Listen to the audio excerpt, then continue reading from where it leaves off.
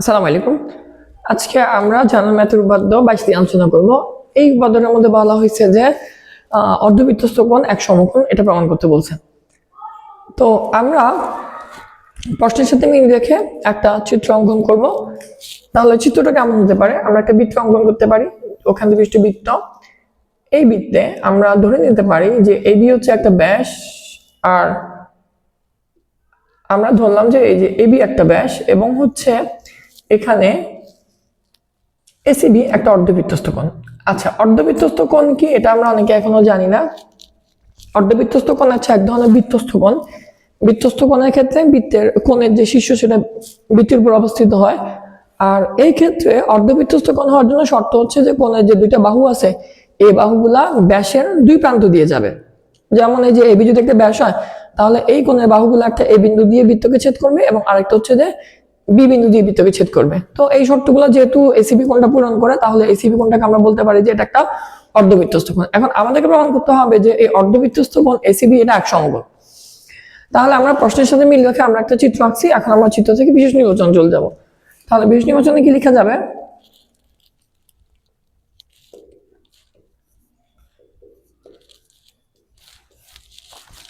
ওখানে পৃষ্ঠবৃত্তে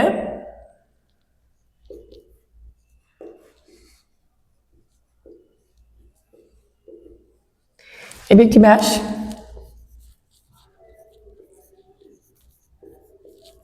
এবং কোণ এসিবি অর্ধবৃত্তস্থ কোণ।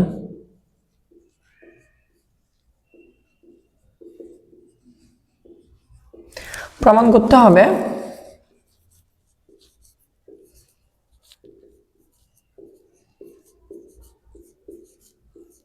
কোণ এসিবি সমান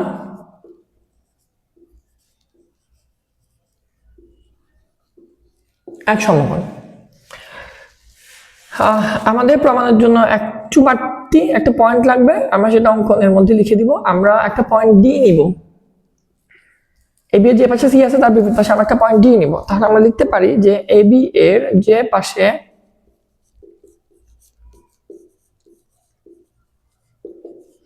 সি আছে তার বিপরীত পাশে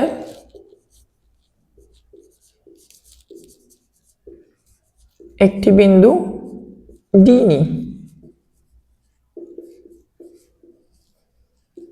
এই ডিটা কেন নিচ্ছি? ডি নেওয়াতে আমার আইডেন্টিফিকেশনটা ভালো হবে। আমরা এই যে বৃত্তচাপ এটাকে এডিবি চাপ বলতে পারবো। ঠিক আছে, আচ্ছা তাহলে আমরা প্রমাণে চলে যাই।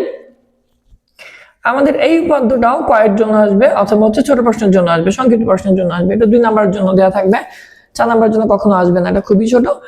আচ্ছা, তো আমরা জানি যে কেন্দ্রস্থ কোণ বৃত্তস্থ কোণের দ্বিগুণ হয়। ঠিক, তাহলে উল্টাভাবে যদি বলি তাহলে বৃত্তস্থ কোণ কেন্দ্রস্থ কোণের কতটুকু হবে?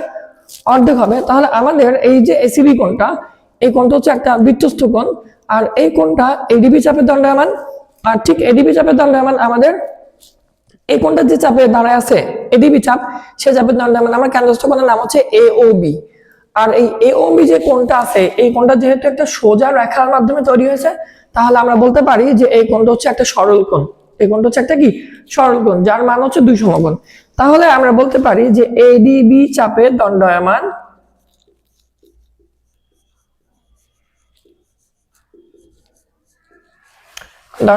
বৃত্তস্থ কোণ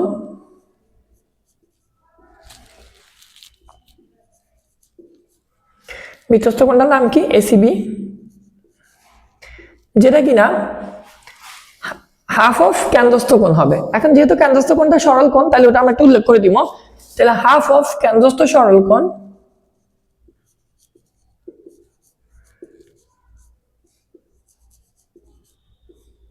কোণ এ ও বি।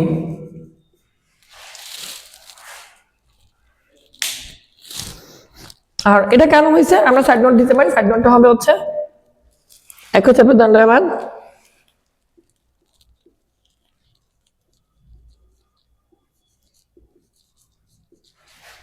কেন্দ্রস্থ কোণ বৃত্তস্থ কোণ অর্ধেক।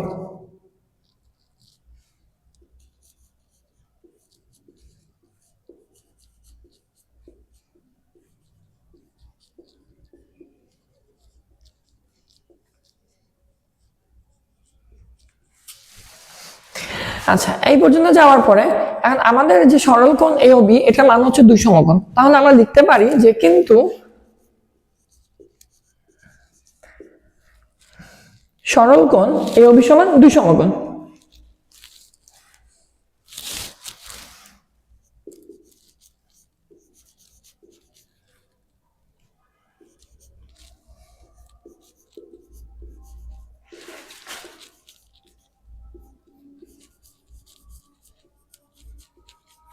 তাহলে আমরা এই যে AOB যে মানটা আমরা যদি এখানে বসাই দিই তাহলে কি দাঁড়াবে যে কোণ ACB সমান হাফ ইন্টু 2 সমকোণ, সুতরাং কোণ ACB সমান 1 সমকোণ। তাহলে আমাদের প্রমাণ হয়ে গেল যে অর্ধবৃত্তস্থ কোণ 1 সমকোণ।